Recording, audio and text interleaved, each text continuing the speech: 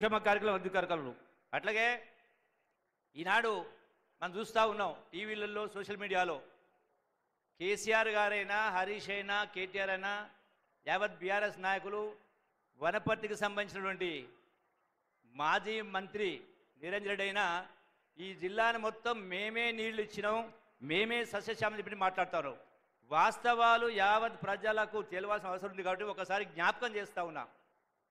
పాలమూరు జిల్లాలో మహాత్మా గాంధీ కల్వకుర్తి లిఫ్ట్ అయినా భీమా అయినా నెట్టెంపాడైనా కోయిల్సాగర్ అయినా ఈ అన్ని ప్రాజెక్టులు కూడా కాంగ్రెస్ హయాంలో గౌరవ ముఖ్యమంత్రి రాజశేఖర రెడ్డి గారు ముఖ్యమంత్రిగా ఉన్న సందర్భంలోనే ఇవన్నీ కూడా మొదలు కావడమే కాదు ఈ ప్రాజెక్టులకు కాంగ్రెస్ హయాంలో ఖర్చు పెట్టినటువంటిది 8,131 కోట్లు.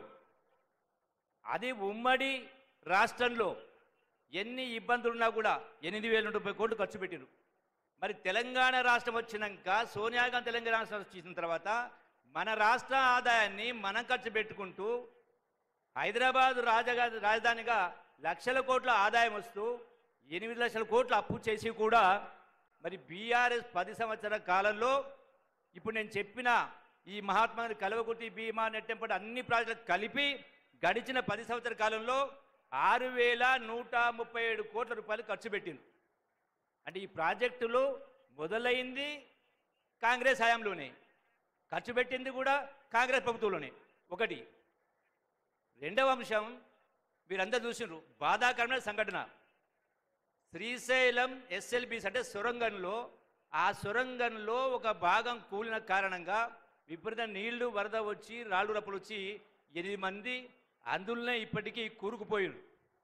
అంటే ఏమాత్రం కూడా ఇంగిత జ్ఞానం లేకుండా దాన్ని కూడా రాజకీయ కోణంలో రాజకీయాన్ని మంచుకోవడం కోసం ఈ కాంగ్రెస్ ప్రభుత్వ తప్పిదం వల్లనే ఇది జరిగిందని మాట్లాడుతూ ఉన్నారు. మళ్ళీ వాళ్ళ మాటలను ఏం మాట్లాడుతూ ఉన్నారు? గడచిన 10 సంవత్సరాల కాలంలో బీఆర్ఎస్ పార్టీ కేసీఆర్ మేము 200 కిలోమీటర్ల సొరంగాలు తవ్వినాం అని మీరే మాట్లాడుతూ ఉన్నారు కదా. మరి మీరు మొదలుపెట్టిన సొరంగాలు తవ్వితే అంతకు ముందే శ్రీశైలం సొరంగం 44 కిలోమీటర్లలో 25 కిలోమీటర్లు కాంగ్రెస్ పార్టీ పూర్తి చేసింది. మరి 8 లక్షల కోట్ల అప్పు చేసి ఈ మిగిలిన 19 కిలోమీటర్ల సొరంగం ఎందుకు పూర్తి చేయలేదని నేను ఈ వేదిక ద్వారా అడుగుతా ఉన్నా. హరీష్ రావును ఛాలెంజ్ ఇస్తూ ఉంటాడు. అంటే ముందే మీకు ఏమైనా కలబడ్డదా? ఎక్కడైతే మన కూలి ఉందో అది ముందే కూలితో మీకు తెలిసి కట్టలేదా? నిధులు లేక కట్టలేదా? 8 లక్షల కోట్ల అప్పు. ఈ ప్రాజెక్టును సొరంగాన్ని పూర్తి చేస్తే కాంగ్రెస్ పార్టీ పేరు వస్తలేదని కట్టలేదా?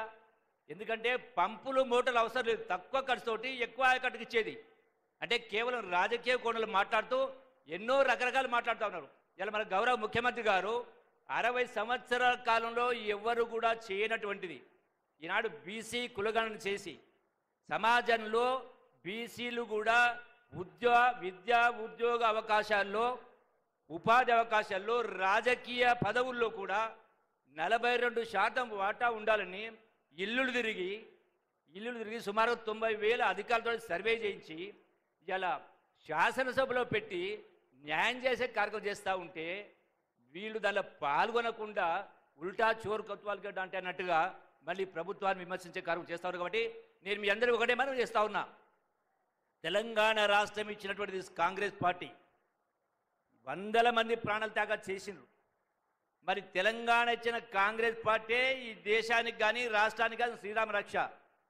ఎప్పుడు ఏ ఎన్నికలు వచ్చినా కాంగ్రెస్ పార్టీని కాపాడుకోవాల్సిన బాధ్యత మనందరిపైన ఉంది. కాబట్టి మీరందరూ కూడా పెద్ద పని చేసుకొని ఈ యొక్క సంక్షేమ అభివృద్ధి కార్యక్రమాల్లో మీరందరూ పాలు పంచుకోవాలి. ఒక చక్కని పరిపాలన, సుపరిపాలన, అవినీతికి అవకాశం లేని పరిపాలన మనందరం కలిసి మనమందరూ ఒక కుటుంబం కలిసి చేసుకోవాలని చెప్పని మీరందరూ కూడా పాల్గొనాలని, తోడు కావాలని మనస్ఫూర్తిగా కోరుకుంటూ సెలవు తీసుకుంటున్నా. జై కాంగ్రెస్. Thank you sir.